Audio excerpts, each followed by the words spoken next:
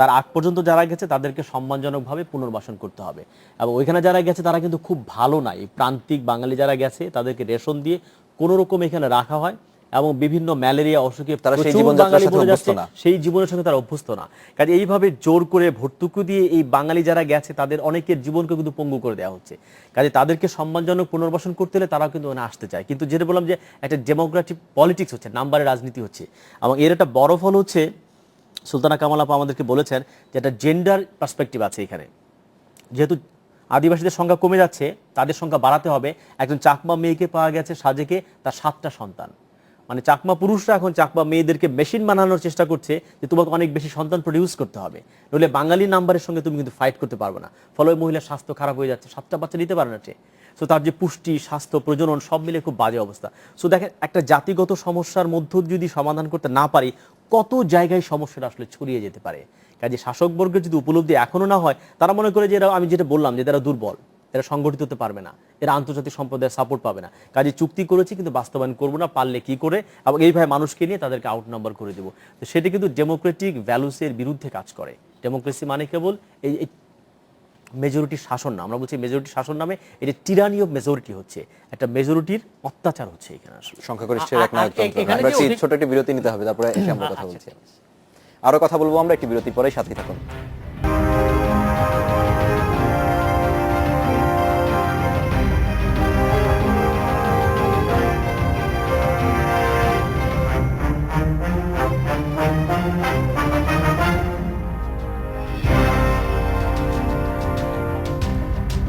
স্বাগত আরেকবার, দেখছেন বাংলাদেশ এখন।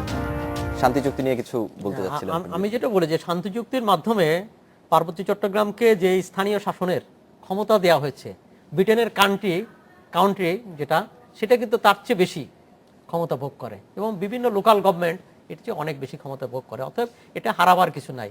তো আমার মনে হয় যে শান্তি চুক্তির মাধ্যমে যে চুক্তি দেওয়া হয়েছে, যেটা যে কোনো জেলাকে, যে কোনো উপজেলাকে এই ক্ষমতা দিলে বাংলাদেশের ক্ষতি হবে না, কেননা এই শাসন প্রশাসনের বিষয়টা স্থানীয় সরকারের। আর একটা হলো ভূমির পরের অধিকার, একটা খুবই গুরুত্বপূর্ণ বিষয়। এবং এই ভূমি এবং যারা সেটেলার যারা এসছেন, এটা কিভাবে সমাধান করবেন, তাদেরকেও সম্মানজনকভাবে সেটেল করা, সেটেলারদেরকে সম্মানজনকভাবে পুনর্বাসন করা এবং তাদেরকে সেইগুলো আলাপ আলোচনার টেবিলেই বোধহয় সমাধান হতে পারে। এটা নিয়ে আমার মনে হয় কোনো বড় সমস্যা না। আমার মনে হয় এই ব্যাপারে সরকারের পক্ষ থেকে আন্তরিক এবং সদিচ্ছাটা হচ্ছে গুরুত্বপূর্ণ বিষয়। আমরা যদি গতকালের আরো কয়েকটি ঘটনার দিকে একটু দৃষ্টি দেই, দেখবো আমরা কয়েকটি সড়ক দুর্ঘটনা রয়েছে। গতকাল আমরা জানি যে প্রখ্যাত সাংবাদিক জহুরুল আলম চৌধুরী তিনি সড়ক দুর্ঘটনায় প্রাণ হারিয়েছেন।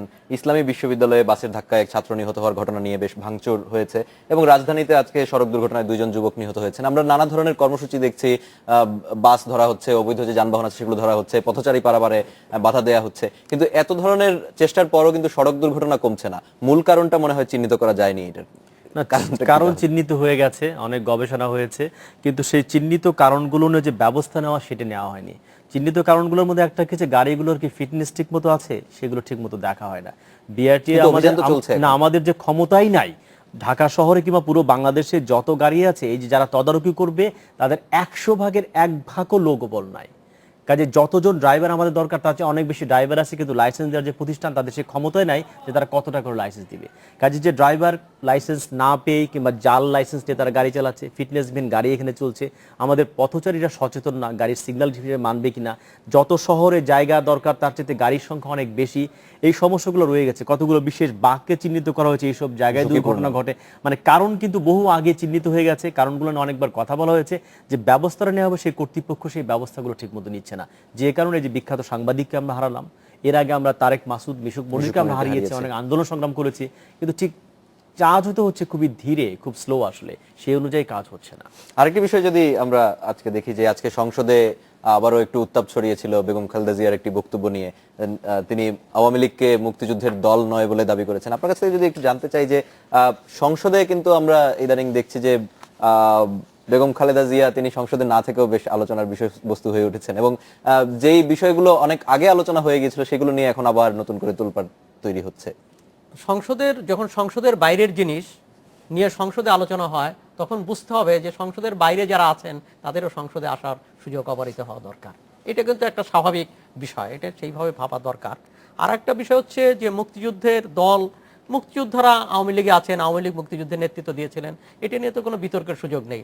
এবং বিএনপিতে অনেক নাম করা নামি দামি মুক্তিযোদ্ধারাও বিএনপিতে আছেন, এবং বিএনপিকেও সেইভাবে আমরা মুক্তিযুদ্ধ বিরোধী শক্তি বলতে পারি না। কিন্তু সমস্যাটা হচ্ছে যে মুক্তিযোদ্ধাদেরকে সঙ্গে নিয়ে, মুক্তিযোদ্ধাদেরকে মঞ্চে বসিয়ে বিএনপি তখন যুদ্ধাপরাধের বিচারের দাবিতে যখন তার মাঠ থেকে স্লোগান ওঠে, প্লাকার্ড বহন করে, তখন সেটা খুবই দুঃখজনক। অর্থাৎ গণতন্ত্রের জন্য সংগ্রাম, বিএনপির এই সংগ্রামকে আমি যৌক্তিক সংগ্রামই মনে করি, যে একটা আমরা সংসদে বিরোধী দলকে দেখছি। আজকে বেগম রওশন এরশাদ তিনি বক্তব্য দিয়েছেন বিরোধী দলের নেত্রী হিসেবে, এবং তিনি একদিকে সরকারকে ধন্যবাদ দিয়েছেন, অন্যদিকে আমরা দেখতে পাচ্ছি যে তিনি সরকার তার কোনো কিছু শুনে না। আচ্ছা, আমি ওখানে আসছি। তাই এখন ব্যাপারটা হচ্ছে যে এখানে এই গণতন্ত্রের জন্য লড়াই তিনি করতে পারেন, কিন্তু এই লড়াইটা যুদ্ধাপরাধী রাজাকারদের নিয়ে লড়াই হবে না, জনগণকে নিয়ে লড়াই করতে হবে। জনগণই হচ্ছে আন্দোলনের শক্তি, রাজাকাররা নয়। এটা একটা, এই বোধটাও বিরোধী দলের দরকার। আর একটা হচ্ছে রওশন এরশাদের কথা আপনি যেটা বললেন, এটা না সরকারি দল না বিরোধী দল, এটা স্ববিরোধী দল, এবং এর কোনো নেই। এরা আপোষে ঝগড়া করছেন, সরকারের প্রশংসা করছেন, এবং এই আপোষে ঝগড়া এবং প্রশংসা এটা দিয়ে হয় না। এবং রওশন এরশাদ এবং কে দিয়ে সরকার সন্তুষ্ট, এবং বেগম জিয়া মানে শেখ হাসিনা বলেছেন যে এখন আর খিস্তি খেওড় হয় না সংসদে। খিস্তি খেওড় হয় না, কিন্তু তুষামদি হয়, এবং খিস্তি খেওড় এবং তুষামদি দুই পরিত্যাজ্য। এবং গণতন্ত্রের জন্য যেমনই করে খিস্তি খেওড় এটা কাম্য নয়, ঠিক তেমনই করে গণতন্ত্রের জন্য তুষামদিও কাম্য নয়, তুষামদ স্তুতি এটাও কাম্য নয়। গণতন্ত্রের জন্য দরকার হচ্ছে যেখানে মানে জনস্বার্থে এখানে রাজনীতি, এবং সেখানে বিরোধিতা হবে এবং নৈকট্য আসবে। এমন বিরোধিতা হবে না যে সরকার এবং বিরোধী দলের মধ্যে দূরত্ব সৃষ্টি হবে। বিরোধিতা হবে, ভিন্ন মত থাকবে, চর্চা হবে, আবার একই টেবিলে এসে আলোচনার মাধ্যমে সমাধান খুঁজবে। এটি হচ্ছে গণতন্ত্রের রেওয়াজ। এবং সরকারি দল এবং বিরোধী দল তারা এক টেবিলে বসেই সমস্যার সমাধান করবে, আবার তারা পরস্পর বিরোধী মত নিয়ে লড়াইও করবে, বাহাস করবে, বিতর্ক করবে। কিন্তু আমরা এখানে এই কোনোটাই দেখছি না। আমরা বাহাস মানে, বিতর্ক মানে দেখি যে পরস্পর যুদ্ধংদেহী ভাব, কাদা ছোড়াছুড়ি, একজনকে আরেকজন পিষে মারাকে হুমকি দেওয়া, বিচার করার কালচার। আবার অন্য ক্ষেত্রে আমরা নৈকট্যের নামে যেটা দেখি সেটা হচ্ছে তুষামদি স্তুতি, মানে যেখানে বিরোধিতা হওয়ার কথা সেখানে কোনো বিরোধিতা হচ্ছে না, যেখানে হওয়ার কথা না সেখানে বিরোধিতা হচ্ছে। এটা সংসদ, এটা আমি বলবো কি, এটা আসলে তো সরকারি দলের ক্লাবে পরিণত হয়েছে। আমাদেরকে শেষ করতে হচ্ছে, একেবারে সময় শেষের দিকে শেষ করছি বাংলাদেশ এখন। দেখা হবে আগামীকাল একই সময়ে। শুভরাত্রি।